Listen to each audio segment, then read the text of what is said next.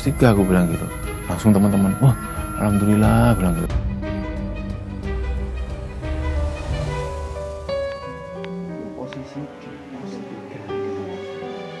Mas, aku capek si Mayanya. Kondisinya kurang.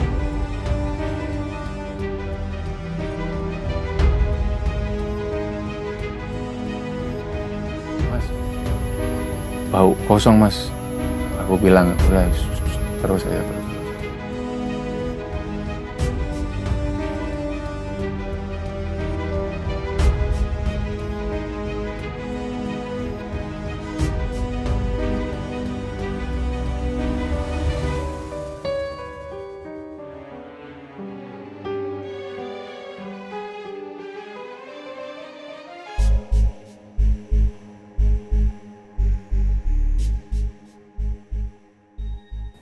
Vin, kan banyak yang komen kalau misalnya kenapa kok Mas Itang ceritanya selalu di gunung itu selalu mendapat pengalaman mistis atau ganjil gitu. Iya.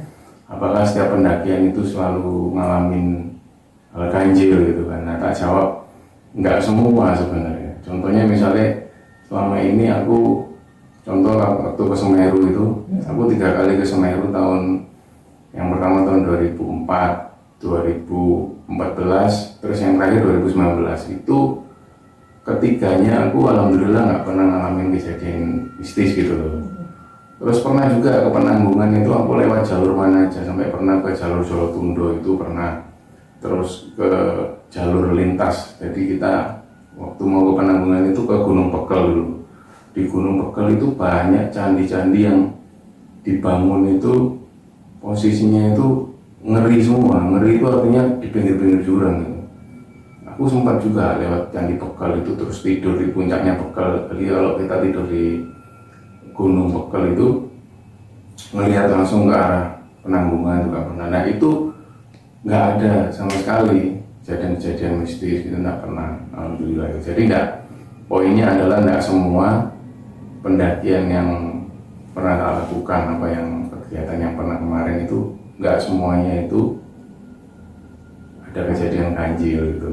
Hanya beberapa aja, dan kebetulan memang kejadian yang tak alami itu memang benar-benar aku ngerasa itu kebetulan aja. Karena apa? Karena misalnya disuruh cerita masalah Semeru, misalnya cerita tentang Semeru, mas, aku nggak punya pengalaman ganjil waktu di Semeru. Bahkan 3 kali aku ke Semeru dari tahun 2004 yang tadi tak jelasin, 2014 sama terakhir 2019 itu alhamdulillah nggak pernah ada masalah gitu. Aku ingat waktu ke Gunung Pekel itu, jadi posisinya itu berhadapan sama Penanggungan, Gunung Pekel namanya. Itu banyak candi di situ. Candinya itu posisinya itu di pinggir-pinggir jurang gitu. Jadi memang ada tradisi dari kerajaan waktu itu, kalau raja yang setelah jadi raja terus mau mangkat itu memang dia harus membuat candi gitu. Dia harus membuat candi untuk pertanda bahwa dia telah selesai jabatannya jadi raja gitu. Makanya kenapa Raden Brawijaya itu yang diklaim mokso atau menghilang itu, lenyap itu, karena beliau tidak punya candi gitu loh. Makanya banyak orang-orang yang ngeklaim Raden Brawijaya V itu mokso atau lenyap karena tidak ada candi yang ditemukan gitu. Bicara tentang Raden Brawijaya ini kan erat hubungannya dengan Gunung Lawu yang pernah tak ceritakan itu. Yang pernah tak ceritakan sampai pasca kebakaran itu kita pernah naik kan, terus sebenarnya banyak yang pengen part 2 mas, part 2 gitu. Part 2 sih sebenarnya ada, cuman kejadiannya nggak di Lawu gitu loh. Jadi ceritanya waktu kami sudah turun waktu itu, kami sudah turun dari pos 3 kan, turun menuju ke pos bawah perizinan, terus kita di briefing segala macam, kena hukuman push up dan segala macam itu, terus kita mau memutuskan ini pulang atau mau kemana lagi gitu, karena liburan kita masih panjang gitu. Ada diskusi kecil waktu itu, terus teman-teman memutuskan kita ngecamp di Sarangan. Jadi jaraknya dari pos Cemoro Kandang ke Sarangan itu nggak seberapa jauh gitu ya, tinggal berapa kilo lah gitu. Waktu itu suasana di Tawangmangu tuh kabut tebel gitu, tebel banget sampai jarak 10 meter itu nggak kelihatan, jarak di depan warung-warung nggak kelihatan, tebel banget. Sekitar jam 4 sore waktu itu ada satu mobil apa ini pengangkut sayur itu aku coba lobby gitu ya, aku pengen merasakan sensasi aja, barangkali bisa kan ya, senang juga naik pickup di belakang sambil lihat pemandangan menuju ke Sarangan. Ternyata orangnya mau, Pak bisa nggak antar kami ke Sarangan gitu. Beberapa orang Mas, 6 orang Pak gitu. Kalau tak tarik 50.000 gimana?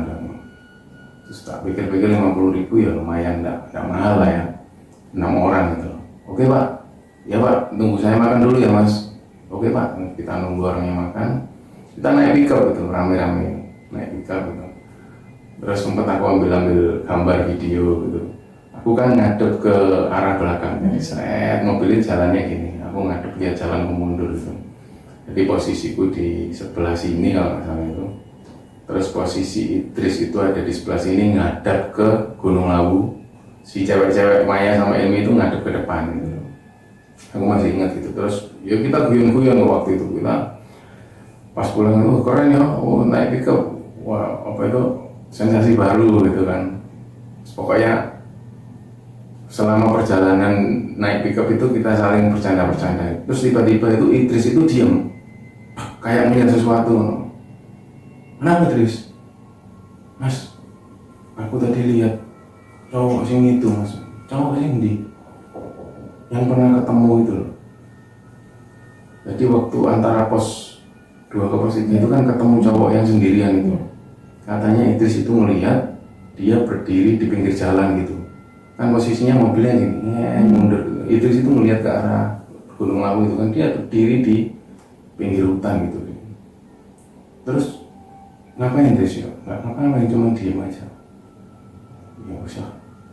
Ya us berarti apa semua Idris gitu. Kita bilang gitu aja. Nah, selama perjalanan itu kita bercanda-bercanda lagi. Cuman tak lihat itu Idris itu kayak mikir banget gitu loh. Mikir banget habis ketemu cowok tadi. Ya gimana nggak mikir, karena sebelumnya di hari sebelumnya waktu kita naik ke Gunung Lawu ketemu cowok ini tadi yang nggak jelas tadi, yang katanya Mas penjaga itu tadi di pos perizinan itu, bahwa dia ini korban yang kebakaran itu kan. Selama perjalanan itu kita bercanda-canda itu Idris itu nggak asik sendiri, dia itu diam aja gitu, nggak asik banget tadi gitu. Ternyata dia masih kepikiran cowok tadi yang berdiri di pinggir jalan tadi. Nyampe lah kita di Sarangan sekitar jam 4:30 lebih lah di Telaga Sarangan itu. Rencana memang kita mau ke bumi perkemahan Sarangan.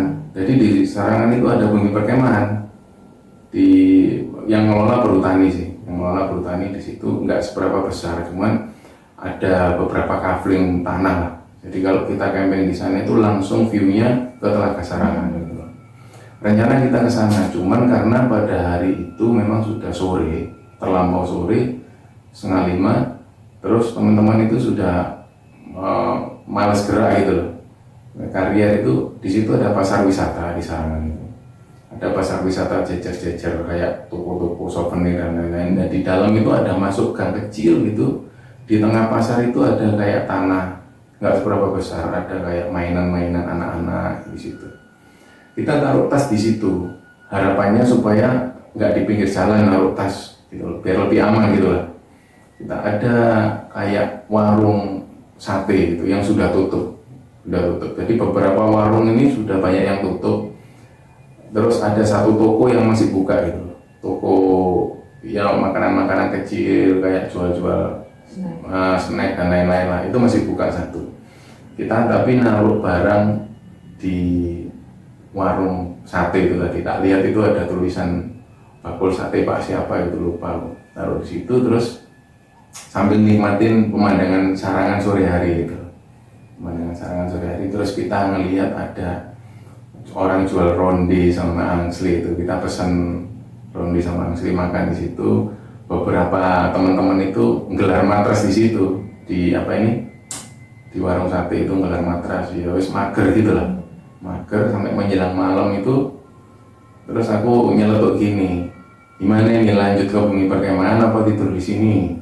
Terus teman-teman itu bilangnya tidur sini ya mas, males gerak gitu loh. Terus apa PW, posisi wena gitu loh, posisi wena. Ya wes kita tidur di situ. Bener lah tidur di sini. Yang cewek-cewek gimana? Nggak apa-apa mas, tidur sini lah, pengalaman baru tidur di pasar lah. Kita tahu kan kalau istilah Surabaya itu turu pasar itu konotasinya kan jelek. Turu pasar, bantaran gobes, kalungan rambang gitu. Nah selalu konotasinya jelek. Wah ini turu pasar teman ini, iya tidur pasar beneran gitu. Kita tidur di pasar bener itu, karena itu memang pasar wisata kan. Jadi kita tidur di tengah-tengah pasar itu, depan persis itu ya yang tak bilang tadi, tanah, ada permainan anak-anak gitu.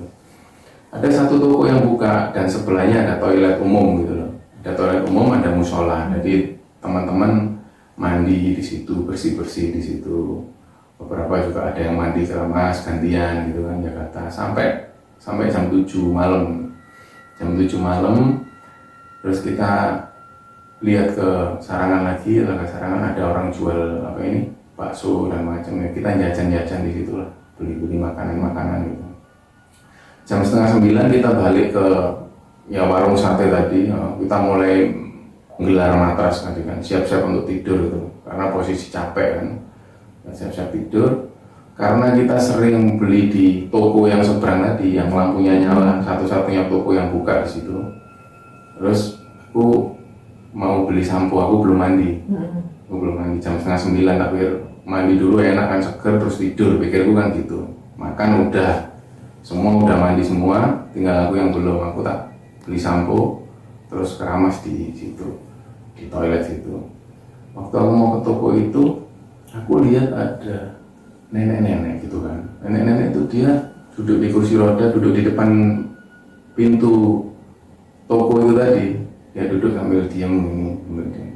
Kamu tahu kan orang Jawa yang apa ini, orang Jawa yang dia pakai apa ini, sewek, pakai kebaya gitu, terus rambutnya terurai kayak habis mandi gitu, agak-agak keriting habis mandi. Terus giginya itu orang yang terbiasa kalau di Jawa itu nginang, bahasanya apa, nyiri. Ya, Giginya yang kayak kuning-kuning gitu, sambil dia ngeliat aku sambil senyum gini. Terus aku bilang, mbah, aku kan nyapa gitu. Dia cuma senyum. Giginya itu kelihatan agak keropos tapi kuning-kuning yang ngerak-ngerak gitu loh. Mbak tak pikir dia ini juga bagian dari pemilik warung itu, entah ibunya, entah neneknya, kan nggak tahu. Tak tahu apa mbak. Terus dia senyum gitu. Aku beli sampo lah, beli sampo, beli rokok, terus beli apa ini, kopi-kopi saset itu buat nanti malam pas beli ngopi gitu. Terus aku sekalian izin ke ibu yang punya toko. Bu, mohon maaf, kami kan rombongan dari Surabaya, baru turun dari Gunung Lawu. Rencana kami ini mau ngecamp di bumi perkemahan Sarangan situ. Cuman karena sudah terlalu malam, akhirnya kami merencana mau tidur di lapak sate itu tadi. Kira-kira boleh nggak Bu? Terus ibunya bilang gini, yang pemilik toko, loh, emang mau tak mas tidur? Kan kotor mas itu, lagian gelap gitu. Emang mau anak kota tidur di lesen gitu? Loh enggak apa-apa Bu, wong kita dari gunung kok. Di gunung kita malah tidur di bawah gitu kan. Ya kalau mau enggak apa-apa toh mas. Karena memang satu-satunya penerangan itu memang dari lampu toko ibu ini gitu. Toko ibu ini. Oh ya enggak apa-apa ya Bu ya, enggak apa-apa mas, enggak apa-apa. Kalau misalnya banyak nyamuk ini, ada lotion anti nyamuk gitu, kami pakai enggak apa-apa. Oh ya Bu, makasih ya. Gitu. Iya mas, apa, tapi barangnya dijaga loh ya. Iya Bu, gitu. Habis itu pas mau balik dari toko kan, aku lihat nenek-nenek itu tadi masih senyum ke aku gitu sambil giginya yang kuning bekas nyiri gitu. Mbak, monggo. Ya cuman senyum sambil. Terus aku balik ke apa ini, teman-teman tadi, ke lapak itu tadi. Terus aku bilang, aku udah izin ke ibu toko, katanya enggak apa-apa, cuman banyak nyamuk. Oh iya mas, ya teman-teman udah ada yang tidur, ada yang masih apa ini ngeliat itu, cuman udah siap semua, udah pakai sleeping bag semua kan. Nah aku udah siap-siap, sleeping bag udah tak apa ini mau tak pakai kan, aku pakai lotion dulu, lotion anti nyamuk, sleeping bag mau tak pakai. Terus tiba-tiba itu ya nggak bisa tidur kan, aku tuh siaga terus sama barang-barangnya teman-teman, karena barang-barang teman-teman ini eh, apa ini posisinya itu nggak beraturan gitu loh. Ada yang di sana, ada yang di sini, dan beberapa bagian itu memang ada yang dibuat bantal gitu loh. Tas karirnya itu ada yang dibuat bantal. Aku itu tak cekin satu-satu, tak pastikan aman. Kalau sewaktu-waktu misalnya semua tertidur, barang ini aman gitu loh, nggak ada yang luput dari pandangan gitu loh. Ternyata semua itu ada yang dipeluk gitu, ada yang ditidur. Tak pikir aman lah gitu. Terus aku diam-diam gitu sambil bayangin sate kelinci waktu itu, karena aku dari siang itu pengen sate kelinci kan, nggak ketemu waktu itu, udah tutup semua. Ya wes, aku itu nggak lama, 1 jaman itu ibu itu ngambilin aku, yang pemilik toko ini, "Mas, mohon maaf ya mas." Dan aku kan otomatis, "Oh iya bu." Aku copot sering pet kan, sering petku tak copot, terus aku ngambilin ibu tadi. "Kenapa bu? Ada yang bisa dibantu?" "Mas, mohon maaf, saya ini baru dapat berita duka, nenek saya itu meninggal." Ibu ini kan usianya sekitar 48-50 lah. Dia bilang kalau neneknya meninggal. "Oh iya bu, iya mohon maaf, saya harus tutup mas ya. Biasanya itu saya 24 jam di sini. Nanti saya tutup itu lampunya saya matiin ya mas, mohon maaf loh." "Oh iya bu, enggak apa-apa." Terus aku kan bilang, "Loh, neneknya non sewu sakit apa bu?" "Ya sakit tua mas, biasa. Memang sudah lama sakitnya. Wong duduk di kursi roda itu lama." "Oh, itu nenek yang tadi lah bu, yang duduk di mana?" "Nenek saya ada di Magetan kok mas." Gitu. "Nenek saya nggak di sini, rumah saya di Magetan." Jadi Magetan itu jaraknya dari Sarangan itu ya sekitar 1,5 jam lah. "Loh, saya tadi lihat ada nenek-nenek bu duduk di situ, naik kursi roda." "Loh, serius lah mas?" "Inggih bu, serius, saya lihat duduk di situ, beliaunya naik kursi roda juga, duduk di kursi roda, giginya tuh kayak bekas nyeri gitu." Terus ibu itu cuman ngeliatin aku gini, "Saya masih ya tunggu sini ya." Ibu itu masuk ke toko, ambil HP-nya gitu loh, ambil HP-nya sambil dicari nyari foto. "Mas, ini loh mas nenek saya yang barusan meninggal." Persis banget. Wes itu yang tak lihat tadi. Aduh, enggak bu, ya ini yang tak lihat. "Oh ya bu mas, dia tuh apa ini ngelus-ngelus pundakku gitu. Yang namanya lihat tadi itu ya nenekku mas yang baru meninggal. Beliau itu sakit udah 2 tahun di kursi roda terus gitu." Walah, ya wes mas, aku mohon maaf ya, aku langsung ke rumah dulu ya, soalnya baru dapat kabar kalau nenekku meninggal. "Bener mas, memang mas yang sampai lihat tadi itu nenekku ini." Tak lihat bener persis, cuman bajunya aja yang beda gitu. Persis dia apa ini giginya itu pas di foto itu dia senyum di kursi roda, senyumnya persis ya wes, ada bekas-bekas nyeri gitu yang kuning gitu. "Ya bu, ya mohon maaf ya, lampunya saya matikan ya." Ibunya matikan lampu sama suaminya kan dia pulang. "Monggo mas." "Ya monggo bu." Terus mulai gelap, jadi seluruh pasar itu gelap, nggak ada aktivitas. Jadi posisinya kami itu tidur menghadap ke tanah lapang yang isi permainan anak-anak, itu ada ayunan, ada jomplangan gitu. Waktu itu sekitar jam 10 waktu itu, jam 10 lebih lah. Terus dari kejadian itu tadi, ya tak pikir aku ya harus biasa lah, nggak terlalu takut juga nggak terlalu kaget, hal-hal seperti itu tak anggap biasa ya. Terus aku nyoba untuk tidur, ternyata ya ketiduran, tapi tidurnya tuh belum pulas gitu, ngerti kan? Tidur belum pulas, tiba-tiba terdengar itu suara sepeda motor itu, ada sepeda motor 3 kalau nggak salah. Sepeda motor yang knalpot di brong. Karena kalau nggak salah itu hari weekend lah. Sepeda motor 3 itu masuk ke taman itu tadi. Tak lihat baru jam 12 kan. Jadi aku paling nggak tidur itu sekitar 2 jam lah. Itu pun nggak pulas gitu. Tiba-tiba ada gerombolan anak-anak muda itu yang naik motor, kayaknya sih warga sekitar situ ya, tak lihat. Ada sekitar 3 motor, 6 orang anak gitu. 6 orang ya anak ya sekitar umur 25 tahunan lah. Nah, lihat di situ mereka nongkrong di situ bawa gitar 1, nyanyi gitu. Mungkin mereka karena jaraknya juga nggak terlalu dekat ya, tapi aku masih bisa ngelihat gitu. Karena mereka itu bakar-bakar api unggun di taman gitu, bakar-bakar api unggun sambil gitar-gitaran. Ternyata sambil minum, mereka mabuk-mabukan gitu loh. Wah, aku pikir begini, wah ini malah nggak bisa tidur karena orang mabuk kan, terus gitar-gitaran, suaranya keras, saling ngobrol, suaranya keras kan. Oh nggak bisa tidur, aku tuh peka banget kan. Kalau sama suara-suara itu peka gitu, nggak nyaman gitu loh. Jadi tak coba-coba tidur, tak tutupin apa gitu, tak tutupin karpus apa segala macam, tetap masih kedengaran gitu. Terus hampir 1 jam itu berjalan, mereka ini kayaknya bertengkar gitu, nggak tahu lagi ngobrolin apa, tak dengerin gitu. Kayaknya nadanya saling tinggi, wes, kayak iso, pokoknya kan tak, wibung kan, wes rame gitu. Wah aku, aduh, ini pasti mau bertengkar ini karena nadanya sudah saling tinggi gitu, saling wah, kayaknya lagi membicarakan masalah organisasi motornya mereka gitu loh, yang mereka ini harus orang Jawa Timur, enggak bisa, harus Jawa Tengah gitu. Karena perbatasan di situ kan perbatasan kan antara Jawa Timur Jawa Tengah, nggak jauh gitu. Kayaknya mereka saling debat masalah itu, nggak tahu lah, tapi nadanya saling tinggi dan udah beberapa, salah satunya itu yang mecah botol minuman itu tadi ya, aduh. Terus aku mikir, waduh ini pasti tengkar ini gitu. Oh ya kamu, enggak lah terus aku gini, waduh habis ini pasti ada korban, aku mikir gitu.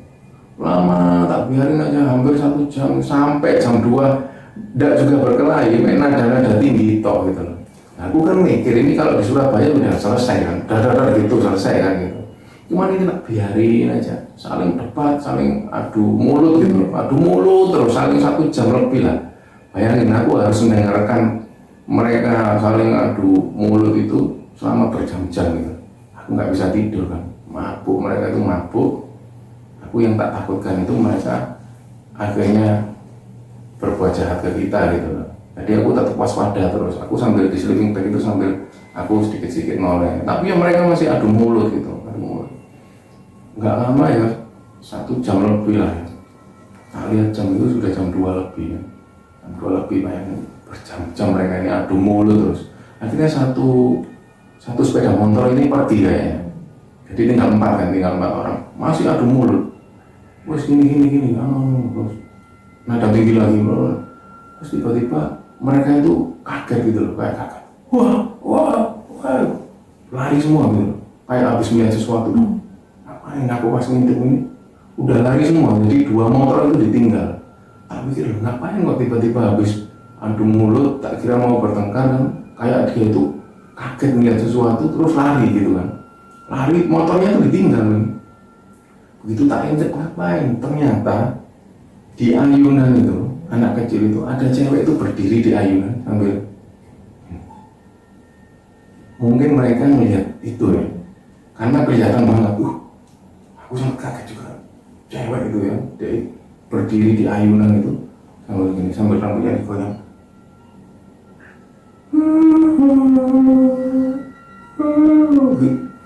Jadi dengar suaranya dia bersenandung gitu loh, bersenandung yang antara bersenandung atau yang geremeng gitu.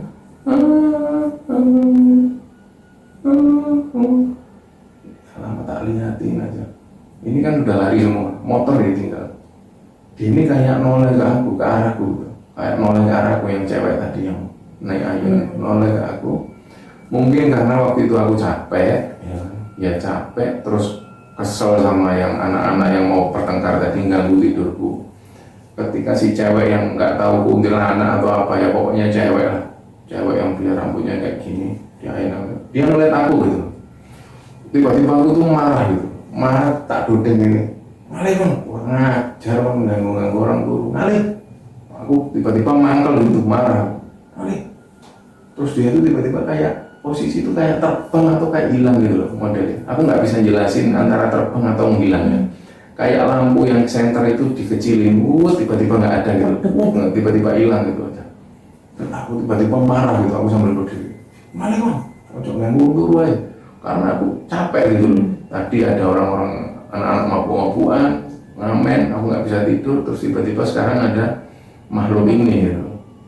Tak tunjuk sambil malah bang. tiba-tiba dia pergi bos gitu.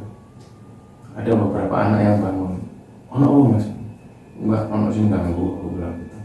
Wes mari aku tak turu gitu, aku turu pegel aku bilang. Baru dari situ aku baru bisa tidur jam 2:30 itu. Nggak lama bisa dan subuh kan. Dan subuh, bisa dan subuh. Bangun kan, otomatis bangun. Terus teman-teman berkemas-kemas. Ada apa ini, ibu-ibu minum pecel itu. Kita sarapan pecel di situ. Sarapan pecel, makan-makan enak. Nah, kita lanjutin perjalanan. Karena tujuan kita mau ngecamp di Bumi Perkemahan Sarangan setelah kejadian itu. Tapi untuk yang masalah yang aku ketemu nenek yang sudah meninggal tadi, terus ketemu yang cewek tadi itu, terus cerita yang ada orang-orang mabuk, aku nggak cerita ke teman-teman karena ya percuma cerita, mereka kan tidur pules gitu juga. Tak tanya juga, kalian tahu nggak kemarin malam itu semalam ada anak-anak mabuk di situ sampai mecah botol. Nggak denger ya mas, sepurane mas mau ngantuk soalnya. Oh ya wes tak pikir denger, kalau denger tak cerita nih sekalian gitu. Ya nggak denger. Pas kita makan pecel itu pagi-pagi jam 5:30 pagi kita makan pecel, anak-anak yang mabuk kemarin malam itu ngambil motornya gitu. Wah iki ya, yang ngambil motor terus pergi gitu aja, ngambil motor terus bersihin kaca-kaca yang pecah itu. Ada 2 orang yang ngambil motor pergi. Terus makan pecel, kita berkemas-kemas menuju ke Bumi Perkemahan itu. Jalan nggak terlalu jauh sih, cuman agak muter danau itu, agak muter Telaga Sarangan. Jadi kondisi waktu itu ramai banget karena weekend. Sarangan itu ramai banget, ada kuda, ada segala macam lah, riuh lah pokoknya. Waktu kita nyampe di Bumi Perkemahan itu ternyata kok nggak ada yang jaga loket gitu. Mungkin karena Bumi Perkemahan ini mungkin nggak terlalu terkenal ya, atau mungkin sepi, sering sepi karena ya orang kan lebih milih ke Gunung Lawu yang lebih favorit daripada ke Bumi Perkemahan situ kan. Jadi aku akhirnya naruh tas karier, terus aku nyari penjaganya. Jadi di situ ada kayak Wisma Perhutani di dekat situ. Aku tanya, Pak, kami mau ngecamp di Bumi Perkemahannya. Oh iya mas, akhirnya dia bawa tiket ke loket itu, kita jualin, terus kita bayar, kita masuk. Kita pilih lokasi yang langsung ngadep ke Telaga Sarangan. Kita di situ santai gitu. Baru agak seneng gitu daripada yang kemarin tidur di pasar itu. Kita ngecamp di situ. Pagi hari itu dari kemarin siang karena kepingin sate kelinci, aku turun lah. Diam di sini, aku tak beli sate kelinci ya. Oh iya mas, beli sate kelinci, aku turun. Tapi aku beli sate kelinci itu posisi mentah, dan aku minta ke ibunya itu bumbu sama lontong. Terus aku beli areng, maunya sih dibakar di sana gitu, biar lebih asik gitu. Waktu di sana, terus kita bakar sate kelinci itu paginya. Aku beli 40 tusuk, jadi 20 tusuk untuk siang itu, makan siang itu. Kita makan sate kelinci, akhirnya keturutan makan sate kelinci kan. Terus kita santai-santai ya nikmatin Telaga Sarangan dari atas itu. Nah, dari atas jalan-jalan sebentar ke atas itu hutan, ada hutan kan. Kita nyari-nyari jamur sambil jalan-jalan lah pokoknya. Nah sore hari ketika sudah mulai sepi itu, pengunjung sudah mulai pulang gitu, kita kan lapar lagi kan. Masih ada sate kan. Ayo bakar sate lagi yuk, ayo. Mumpung belum hujan karena mendung, posisi mendung waktu itu. Bakar sate, yang bakar sate itu waktu itu si Idris sama si Git. Nah, yang lain di dalam tenda. Jadi ada depan gini lah, tenda cowok. Nah, tengahnya itu ada flysheet. Jadi seperti ada depan tapi kita tendanya masing-masing. Yang cewek 2, Ilmi sama Maya itu sendiri, yang cowok-cowok sendiri. Nah, si Idris sama si Git bakar sate kelinci. Aku sama si Rizky di dalam tenda, sama si Maya sama si Ilmi, kita ngobrol di situ sambil ya bisa ngelihat si Idris sama si Kit itu bakar sate. Nah pada saat bakar itu tiba-tiba si Idris sama si Kit itu kayak gini loh, kaget gitu. Lihat gini loh, kenapa Idris? Gitu. Terus tiba-tiba lari ke dalam tenda gitu. Mas, kenapa? Bau bau gosong mas, gosong maksudnya bau gosong rambut kayak yang di Gunung Lawu kita ndaki. Jadi mereka waktu bakar sate itu ternyata pas anak-anak bakar sate ternyata itu dia sate yang dibakar itu, sate kelinci yang dibakar itu tiba-tiba bau rambut yang kebakar kayak persis waktu pertama kali naik ke Lawu itu. Nah mereka kan langsung shock kan, dilempar kipasnya itu langsung menuju ke tenda gitu. Bau kulit yang terbakar, bau anu.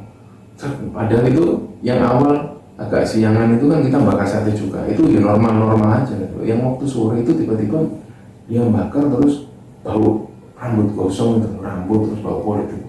Balik ke tenda mereka. Terus ya apa nggak mau lanjutkan bakar satenya? Mau mas, bisa sampai bakar ya. Jadi aku sama Rizky yang ambil alih. Ketika aku sama Rizky bakar sate ya normal-normal aja ya, bau sate biasa gitu. Nggak tahu apa mungkin mereka yang ngalami itu atau aku nggak ngerti ya. Setelah itu sate matang, kita makan sate. Setelah makan sate ya kita nikmatin lagi, gerimis lah waktu itu. Gerimis, menjelang maghrib itu gerimis, kita masuk tenda semua, persiapan makan malam lagi. Yang cewek-cewek itu masak kayak apa ini, nasi, capcay dan lain-lain itu masak. Kita di dalam tenda. Nah gerimis, setelah makan itu ya nggak ada aktivitas apa-apa lagi. Suasana dukung, terus posisi nyaman, mulailah kita masang sleeping bag untuk tidur gitu. Kita tidur.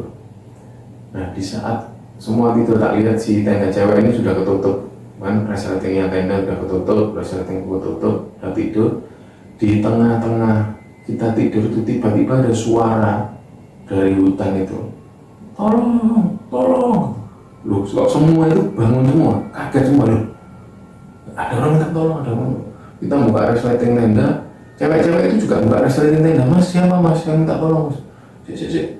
Jadi kita itu keluar. Waktu kita keluar ini yang ngomong tolong itu udah gak ada. Gak ada, tapi kan ya penasaran kan. Center ini nggak ada yang minta tolong, tapi tadi ada, jelas banget semua dengar di situ. Tolong, ada suara banyak orang yang minta tolong, semua kebangun. Kita nyenterin di arah hutan itu nggak ada siapa-siapa, nggak kelihatan apa-apa gitu. Oke, kira-kira sopo ya. Semua akhirnya kita balik ke tenda, udah nggak bisa tidur lagi kan, cuman tak lihat karena Idris itu posisinya udah nggak sehat, dari sore itu udah nggak sehat kan, kayak dia bilang masuk angin, sempat si Sigit itu ngeroi sini, dikerokin gitu kan, kerokin merah semua gitu. Jadi si Idris itu cuman baring di tenda gitu. Kita yang bertiga, cowok-cowok bertiga sama cewek berdua itu ngobrol di depan tenda lagi. Nah, lihat waktu itu jam 11 gitu. Terus tiba-tiba itu pas kita lagi asik ngobrol, si Idris itu bilang, aduh, panas. Dia itu keluar dari tenda panas. Jaket itu dilepas, terus kaos dilepas. Dia bilang, panas, tak pikir itu bekasnya balsem atau apa yang bekas keringan itu gitu. Dia bilang panas. Akhirnya ya si cewek-cewek itu ngambil air terus dicipratin ke punggungnya Idris, cipratin semua. Ternyata kok waktu si cewek-cewek itu ngasih air itu, ya kita kan sambil ngeliatin aja kok. Kenapa Idris? Waktu tak lihat itu, selain ada bekas kayak keringan itu, korokan itu ada bekas kayak tangan gitu, nempel. Nah, tangan itu beda sendiri. Maksudnya kan kalau kita tahu ya, bekas korokan itu kan kadang merah. Nah, bekas tangan itu kayak hitam gosong gitu. Kayak hitam gosong. Aku bilang, wah Idris ini pasti kena sesuatu. Akhirnya aku inisiatif ambil air itu, kita baca-bacakan doa, terus baru kita oleskan di situ. Terus dia udah ngerasa, ya Idris, udah mendingan mas. Itu sempat kok kelihatan banget itu, kayak telapak tangan yang nempel gitu. Kayak dia tuh ngerasa panasnya di bagian itu, yang bagian sini panas gitu. Bukan yang bekas korokan itu, di bagian sini panas gitu. Terus begitu Idris udah ngerasa enakan, dia tidur lagi. Aku ngobrol itu sama si Sigit sama si Rizky. Kayaknya nggak usah dilanjutin lah ngecampnya ini kan, karena sebenarnya kita mau rencana ngecamp semalam lagi kan, karena libur masih panjang. Kayaknya nggak usah dilanjutin deh. Ki pulang aja deh ya kok. Ya mas, karena kejadian yang Idris itu nggak pernah sama sekali kena ganggu seperti itu gitu. Selama naik gunung sama aku itu jarang lah, itu paling ya dilihatin sesuatu. Tapi kalau sampai kontak fisik yang seperti itu baru kali itu, kontak fisik sampai gosong kayak bekas kebakaran, bekas arang gitu loh, kayak kena arang hitam gitu loh tangannya. Jadi bekas tangan, bener-bener tangan gitu, gosong kena arang. Tak lihat, ya wes lah, akhirnya kita inisiatif paginya kita berkemas-kemas. Si Idris nanya loh, kita jadi pulang sekarang namanya, dia wes pulang aja lah. Aku feelingku nggak enak, feelingku kita pulang aja. Ya wes kita pulang. Terus penjaga pos itu tadi, loh mas kok udah pulang? Iya pak, udah pengen pulang ke Surabaya soalnya udah kangen rumah. Nah, gitu. Alasan gitu sih sebenarnya. Oh gini mas, ya wes hati-hati. Kita pulang naik apa namanya angkutan pedesaan itu kayak Call Elf gitu. Kita naik situ udah rame kan, ada ibu-ibu dari pasar, ada pokoknya warga desa gitu lah. Itu Call Elf itu angkutan pedesaan itu ngangkut dari Sarangan menuju ke Terminal Mospati gitu. Terminal Magetan dulu. Dari Terminal Magetan kita nanti akan naik bis lagi ke Terminal Mospati gitu. Jadi kita waktu naik call itu kan desa-desaan, sempit-sempitan, itu di belakang, terus ada Maya di sana gitu. Jadi kita saling pisah gitu. Di depan kita ya warga-warga penduduk sekitar gitu. Itu kita duduk gitu. Tiba-tiba itu satu mobil, satu angkutan itu bau gosong semua. Weh, ber sopir. Si ibu-ibu bilang, ber sopir, motormu gosong gitu loh. Jadi ibu-ibu itu takutan karena takutnya mobilnya kebakaran gitu, jadi semburat semua. Wah, mandek motormu gosong, bau sangit semua dalam mobil itu. Kita turun semua, memang semua bau kayak gosong gitu. Kita turun semua, dicek sama supir, nggak ada sama sekali yang bermasalah. Asap pun nggak ada, trouble pun nggak ada, mesin baik-baik aja. Kita bau gosong semua.